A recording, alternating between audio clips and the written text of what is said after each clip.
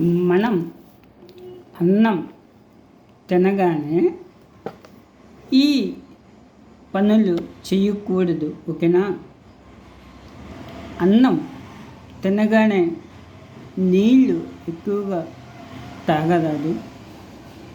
అన్నం తినగానే వెంటనే పడుకోకూడదు. అన్నం తినగానే సిగరెట్ కాల్చకూడదు.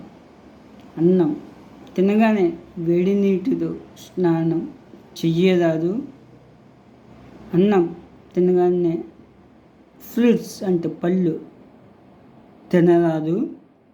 అన్నం తినగానే పాలు కూడా వెంటనే తాగకూడదు. ఇవన్నీ ఒక అరగంట పోయిన తర్వాత చేయొచ్చుగేమో, కానీ అన్నం తిన్న వెంటనే మాత్రం దయచేసి ఈ పనులు చేయొద్దు.